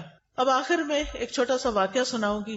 ایک حدیث ہے صحیح مسلم میں، مقداد رضی اللہ عنہ کہتے ہیں کہ میں اور میرے دو ساتھی اس وقت جب سخت بھوک لگی تھی ہمیں، اور بھوک کی وجہ سے نہ ہم سن پا رہے تھے نہ ہم دیکھ پا رہے تھے، یعنی ایسے لگ رہا تھا کہ ہم نے سننے دیکھنے کی قوت ہی چلی گئی، اتنی کمزوری ہو گئی بھوک کی وجہ سے. ہم خود کو رسول اللہ صلی اللہ علیہ وسلم کے صحابہ پہ پیش کرتے رہے کہ ان کو بتائیں کہ ہمیں بھوک لگی ہے، لیکن کوئی ہمیں بطور مہمان قبول کرنے پہ تیار نہ ہو سکتا ان کے اپنے گھر میں کچھ نہ ہو. پھر ہم نبی صلی اللہ علیہ وسلم کی خدمت میں حاضر ہوئے، آپ ہمیں اپنے گھر لے گئے. وہاں 3 بکریاں تھیں. نبی صلی اللہ علیہ وسلم نے فرمایا تم لوگ مشترکہ طور پر ہم سب کے لیے ان کا دودھ نکالا کرو، یعنی تم بھی پیو ہم بھی پیئیں گے، سب مل کے نکالو. ہم ان کا دودھ نکالتے اور ہر شخص اپنا حصہ پی لیتا، اور نبی صلی اللہ علیہ وسلم کے حصے کا دودھ اٹھا کے رکھ دیتے کہ جب آپ تشریف لائیں گے تو آپ بھی پی لیں گے. آپ رات کے وقت تشریف لاتے، سلام کرتے، کسی سوئے ہوئے کو نہ جگاتے اور جاگنے والے کو سلام سنا دیتے، یعنی آہستہ سے سلام بول دیتے. پھر آپ مسجد میں تشریف لاتے، نماز پڑھتے، پھر واپس آ کر اپنے حصے کا دودھ پیتے. رات کو آپ دودھ پیتے تھے. آپ رات کو تشریف لاتے کس طرح کہ جو سوئے ہوئے ہیں ان کو جگاتے نہیں تھے. ہمارے ہاں تو کیا ہوتا ہے کہ بیوی بیچاری تھک ہار کے سوئی بھی ہو، اب مرد خود بھی آتا ہے لیٹ اور پھر ساتھ 2-4 مہمان بھی لے آتا ہے اور کہتا ہے کہ اٹھو اب ان کو کھلاؤ. یہ زیادتی والی بات ہے، ایسے نہیں کرنا چاہیے. اگر مہمانوں کو لانا ہے تو پہلے سے بتائیں، اور پھر ان کا انتظام ایسے ہو کہ کسی سونے والے کو جگایا نہ جائے. پھر کہتے ہیں کہ ایک رات میرے پاس شیطان آ گیا. اس وقت میں اپنے حصے کا دودھ پی چکا تھا. اس نے کہا محمد صلی اللہ علیہ وسلم انصار کے پاس جاتے ہیں، وہ ان کو ہدیے اور تحفے دیتے ہیں اور آپ ان کے ہاں سے لے لیتے ہیں، اور یہ جو تھوڑا سا دودھ پڑا ہے رسول اللہ صلی اللہ علیہ وسلم کو اس کی کوئی ضرورت نہیں، یعنی خود ہی پی جاؤ. بعض اوقات ایسا ہوتا ہے نا کہ ہمیں کہا جاتا ہے یہ تمہارا اور فلاں کا، ہم پی لیتے ہیں کھا لیتے ہیں، ہم کہتے ہیں اچھا پتہ نہیں وہ آئے گی کہ نہیں، وہ بھی کھا لو. یہی معاملہ ہوا یہاں. کہتے ہیں میں دودھ کے پاس گیا، وہ بھی دودھ پی لیا جو کس کے لیے رکھا ہوا تھا، رسول اللہ صلی اللہ علیہ وسلم کے لیے. اور جب وہ دودھ میرے پیٹ کے اندر چلا گیا اور مجھے یہ یقین ہو گیا کہ اب یہ واپس میں نہیں نکال سکتا، تو شیطان نے مجھے پریشان کرنا شروع کر دیا. کہتا ہے افسوس تم پر، تم نے یہ کیا کیا. یہ ہے شیطان، پہلے اس عمل کو خوشنما بنا دیتا ہے، جب کر لیتے ہیں تو پھر پریشان کرتا ہے کہ تم نے ٹھیک نہیں کیا اور بے چینی لگا دیتا ہے. تم نے محمد صلی اللہ علیہ وسلم کا بھی حصہ پی لیا، اب وہ آئیں گے تو ان کو دودھ نہیں ملے گا اور ہر صورت تمہارے خلاف بد دعا کریں گے، پھر تم ہلاک ہو جاؤ گے، تمہاری دنیا آخرت برباد ہو جائے گی. اب یہ شیطان یہ دل میں وسوسے ڈال رہا ہے کس کے؟ ان صحابی کے، مقداد کے. وہ کہتے ہیں میرے جسم پر ایک چھوٹی سی چادر تھی، میں اگر پیروں پہ ڈالتا تو سر باہر نکل آتا، سر پہ ڈالتا تو پیر باہر نکل جاتے، اور کیفیت یہ ہو گئی کہ مجھے نیند نہیں آ رہی تھی کہ میں یہ کیا کر آیا ہوں. اور رہے میرے ساتھی تو وہ تو سو رہے تھے اپنا اپنا حصہ پی کے، انہوں نے تو وہ کام ہی نہیں کیا جو میں نے کر لیا تھا. کہتے ہیں پھر نبی صلی اللہ علیہ وسلم تشریف لائے اور آپ جس طرح سلام کرتے تھے اسی طرح سلام کیا. پھر آپ مسجد میں آئے، نماز پڑھی، پھر آپ دودھ کے پاس آئے، اس کا برتن کھولا تو اس میں کچھ بھی نہیں تھا، وہ تو پی لیا گیا تھا. آپ نے آسمان کی طرف سر اٹھایا تو میں نے دل میں کہا اب تو ضرور میرے خلاف بد دعا ہوگی اور میں ہلاک ہو جاؤں گا. شیطان ایسی بدگمانیاں بھی ڈالتا ہے، لیکن آپ نے دعا کی اللہم اطعمنی واسقی من سقانی، اللہ جو مجھے کھلائے اسے تو کھلا اور جو مجھے پلائے تو اسے پلا. اتنی خوبصورت دعا. یہ سن کر وہ چادر سے باہر آ گئے کیونکہ جاگ ہی نہیں تھا، ان کو نیند نہیں آ رہی تھی مقداد کو، اور اسے جسم پر مضبوطی سے باندھ لیا. چھری لی اور بکریوں کی طرف چل پڑا کہ ان میں سے کون سب سے زیادہ فربا موٹی ہے، میں اس کو رسول اللہ صلی اللہ علیہ وسلم کے لیے ذبح کر دوں. میں نے دیکھا تو اس کے تھن دودھ سے بھرے ہوئے تھے، بلکہ سب بکریوں کے تھن دودھ سے بھرے ہوئے تھے. میں نے محمد صلی اللہ علیہ وسلم کے گھر والوں کے برتنوں میں سے وہ برتن لیا جس میں وہ دودھ دھوتے تھے، پھر میں نے اس میں دودھ دوہا حتیٰ کہ برتن پہ جھاگ آ گیا، یعنی بہت زیادہ وہ جب دھاریں لگاتے ہیں نا تو جھاگ آتی ہے. پھر میں اسے لے کر حضور صلی اللہ علیہ وسلم کی خدمت میں آیا. آپ نے فرمایا تم لوگوں نے رات کو اپنا مشروب پی لیا تھا؟ میں نے عرض کی اللہ کے رسول آپ بھی پی لیجئے. آپ نے دودھ پی لیا، پھر مجھے دیا. میں نے کہا اللہ کے رسول آپ اور پیجئے. آپ نے پھر پی لیا اور برتن دوبارہ مجھے دیا. جب میں نے جان لیا کہ رسول اللہ صلی اللہ علیہ وسلم سیر ہو چکے ہیں اور میں نے آپ کی دعا کو پا لیا ہے، یعنی یہ دعا تو مجھے لگی کہ اللہم اتم من اطعمنی واسقِ من سقانی، تو میں ہنسنے لگ گیا.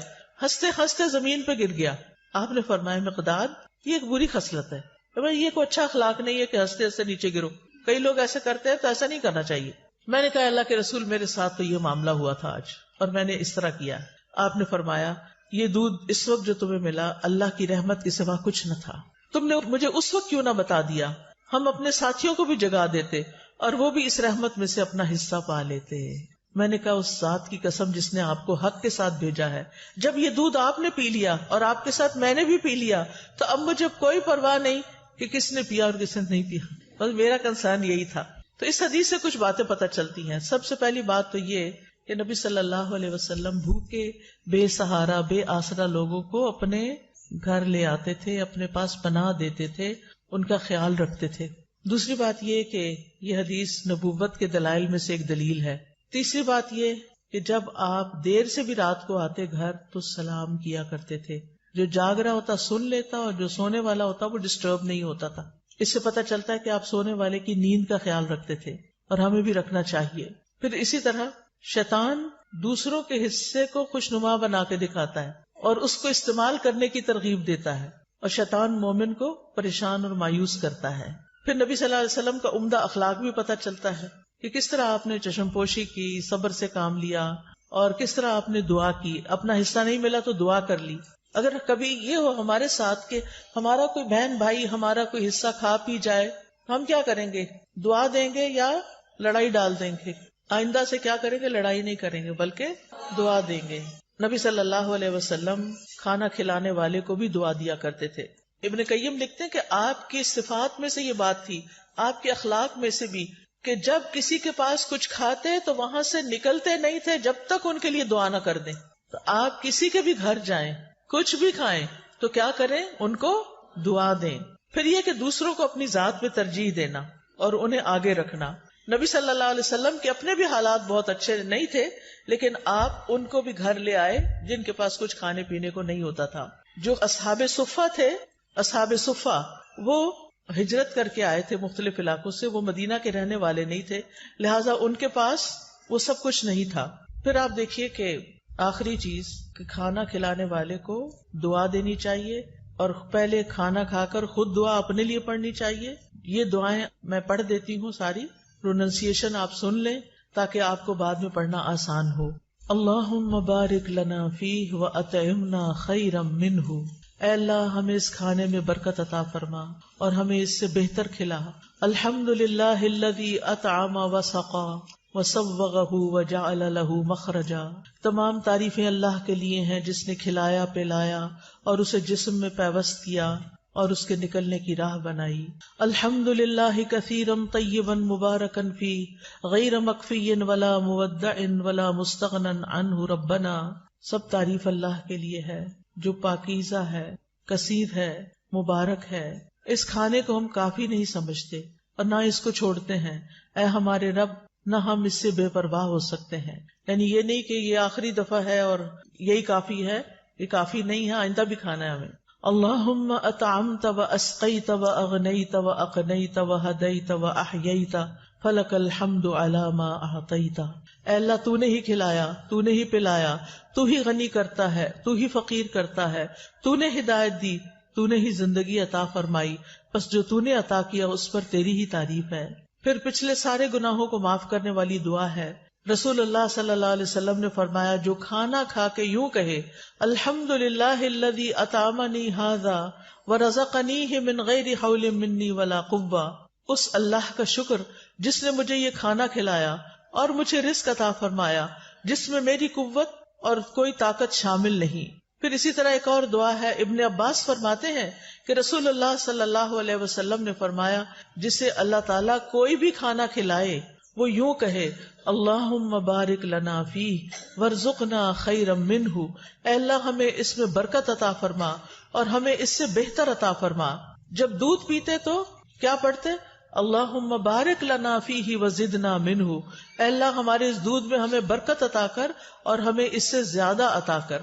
ابو ہریرہ رضی اللہ عنہ کھانا کھانے کے بعد کس طرح شکر ادا کرتے تھے؟ وہ کہتے ہیں ابو ہریرہ نے حمید سے کہا میری والدہ کے پاس جاؤ، ان کو سلام کہو اور کہو آپ کا بیٹا آپ کو سلام دے رہا ہے اور کہتا ہے ہمیں کچھ کھانا کھلائیں۔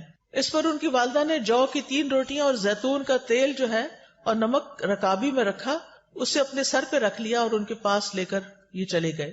پھر جب میں نے ان لوگوں کے سامنے کھانا رکھا تو ابو ہریرہ نے کہا یہ تو بہت بڑی چیز ہے، الحمدللہ الذی اشبعنا من الخیر، سب تعریف اللہ کے لیے ہے جس نے ہمارا پیٹ روٹی سے بھرا، یعنی ہمارا کھانا 2 سیاہ رنگ یعنی کھجور اور پانی کے سوا کچھ نہ تھا، تو جب روٹی ملتی تھی تو وہ بہت بڑی نعمت سمجھتے تھے اس کو۔ پھر شدت بھوک کے وقت کی دعا ہے، اس سے پہلے ایک اور دعا ہے الحمدللہ الذی ہدانا واطعمنا وسقانا ونعمنا، اللہ اکبر، اللہم الفتنا نعمتک بکل شر اصبحنا منها وامسینا بکل خیر فنسألک تمامها وشکرها لا خیر الا خیرک ولا الہ غیرک الہ الصالحین ورب العالمین، الحمدللہ ولا الہ الا اللہ ما شاء اللہ ولا قوة الا باللہ، اللہم بارک لنا فیما رزقتنا وقنا عذاب النار۔ اس کا ترجمہ ہے سب تعریف اللہ کے لیے ہے جس نے ہمیں ہدایت دی، ہدایت کھانے پینے سے بھی زیادہ قیمتی چیز ہے، ہمیں کھلایا اور ہمیں پلایا، ہمیں نعمتیں عطا فرمائی، اللہ سب سے بڑا ہے۔ اے اللہ تیری نعمت اس وقت آئی جب ہم شر میں پھنسے ہوئے تھے، ہم نے اس نعمت کی وجہ سے ہر طرح کی خیر کے ساتھ صبح کی اور شام کی، بس ہم تجھ سے اس نعمت کے مکمل ہونے کا اور اس کے شکر ادا کرنے کا سوال کرتے ہیں۔ تیری خیر کے سوا کوئی خیر نہیں، تیرے سوا کوئی معبود نہیں، اے الہ الصالحین، سارے جہانوں کے رب، سب تعریف اللہ کے لیے ہے اور اللہ کے سوا کوئی معبود نہیں، جو چاہتا ہے وہی ہوتا ہے، کسی میں طاقت نہیں سوائے اللہ کے۔ اے اللہ جو رزق تو ہمیں دے اس میں برکت دے اور ہمیں آگ کے عذاب سے بچا لے۔ اور اسی طرح حضرت عائشہ فرماتی ہیں کہ نبی صلی اللہ علیہ وسلم رات کو بھوک کی وجہ سے کروٹیں بدلتے تھے اور یہ دعا پڑھتے لا الہ الا اللہ الواحد القہار رب السماوات والارض وما بینہما العزیز الغفار، نہیں ہے کوئی معبود برحق مگر اللہ جو اکیلا اور زبردست ہے، آسمانوں اور زمین اور ان دونوں کے درمیان والی تمام چیزوں کا رب ہے، وہ غالب اور بہت بخشنے والا ہے۔ پھر اگر کوئی آپ کو کھانا کھلائے تو آپ کیا دعا کریں؟ اللہم اطعم من اطعمنی واسق من سقانی، اللہ جو مجھے کھلائے تو اسے کھلا اور جو مجھے پلائے تو اس کو پلا۔ ہمارا کیا کھلانا اور ہمارا کیا پلانا، جو اللہ کھلائے گا اس کا تو کوئی میچ ہی نہیں۔ پھر اسی طرح کھانا کھلانے والے کے رزق میں برکت کی دعا کرنی چاہیے کہ اللہ تعالیٰ اس کو برکتیں عطا کر۔ اور پھر ایک اور دعا ہے افطر عندک الصائمون طعامکم الابرار وصلت علیکم الملائکہ، تمہارے ہاں روزہ افطار کیا کریں نیک لوگ، وہ تمہارے کھانا کھایا کریں اور فرشتے تمہارے لیے دعائیں کریں۔ تو یہ ہے کھانا کھلانے سے متعلق ہمارے دین کی رہنمائی۔ سبحانک اللہم و بحمدک اشہد ان لا الہ الا انت استغفرک و اتوب الیک۔ السلام علیکم و رحمۃ اللہ وبرکاتہ۔